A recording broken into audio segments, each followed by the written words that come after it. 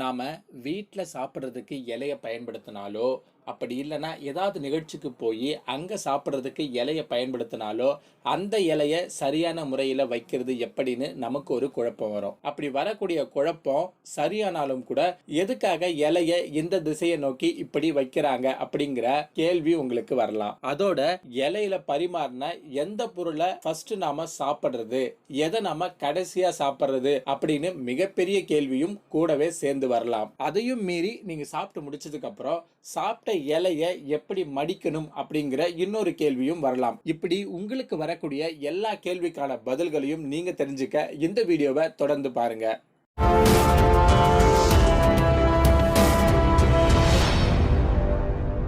நாம சாப்பிட்றதுக்கு பந்தியில முதல்ல உட்கார்றோம். உட்கார்ந்ததுக்கு அப்புறமா நமக்கு சாப்பிட்றதுக்கான இலைய கொடுக்கறாங்க.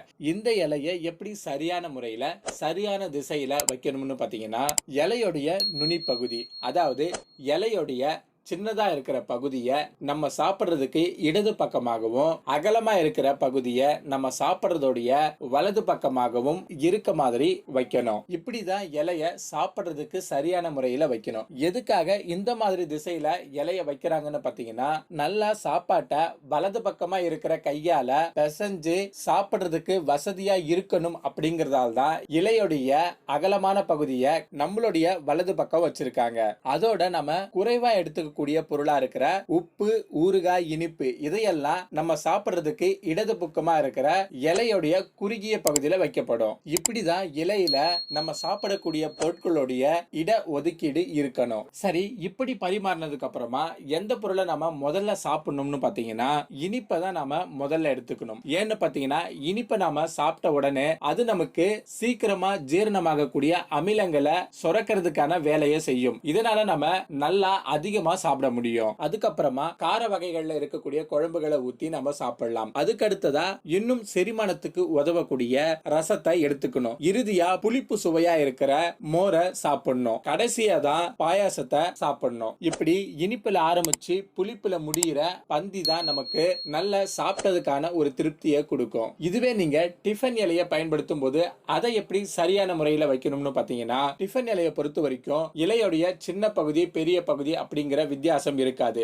இலையே ரெண்டு பக்கமும் சரியான முறையில தான் இருக்கும். அதனால இலையோடைய தண்டு பகுதியா இருக்கிறத நம்ம பக்கமும், அதற்கு எதிர்பகுதியா இருக்கிற தண்டு இல்லாத பகுதியை ஆப்போசிட்லயும் வைக்கணும். இப்படி வைக்கும்போது சாம்பாரோ சட்னியோ ஏதாவது இலையில வைக்கும்போது அது நம்ம பக்கம் வழியாம இருக்கும். சரி, இது வரைக்கும் நாம இலையை எப்படி வைக்கணும், இலையில வச்ச பொருளை எப்படி, எதை ஃபர்ஸ்ட் சாப்பிடணும், எதை கடைசியா சாப்பிடணும் அப்படின்னு பார்த்தோம். இப்போ சாப்பிட்டு முடிச்சதுக்கு அப்புறம் சாப்பிட்ட இலைய எப்படி எந்த திசையில கரெக்டா மடிக்கணும்னு பாத்தீங்கன்னா, அதுக்கும் ஒரு விளக்கம் இருக்கு. இதுவே நீங்க சுப நிகழ்ச்சிகள்ல இலையில சாப்பிடும்போது இலைய மேல் பக்கமா இருந்து மடிக்கணும். இப்படி மடிக்கும் பொழுது இந்த மாதிரியான சுப நிகழ்ச்சிகள் இன்னும் நிறைய நடக்கணும் அப்படிங்கறது அர்த்தத்தை கொடுக்கும். இதுவே நீங்க துக்க நிகழ்ச்சிகள்ல சாப்பிடும் பொழுது இலைய கீழ்பக்கத்துல இருந்து மடிக்கணும். இப்படி நீங்க மடிக்கும் பொழுது இந்த மாதிரியான துக்க நிகழ்வுகள் இனிமேல் இங்க நடக்க கூடாது அப்படிங்கறத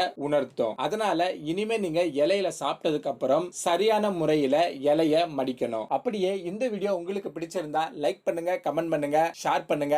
இது போல இன்ட்ரெஸ்டிங்கான யூஸ்ஃபுல்லான வீடியோக்கள் உங்களுக்கு தொடர்ந்து வேணும்னா நம்ம சேனலுக்கு சப்ஸ்கிரைப் பண்ணிக்கங்க.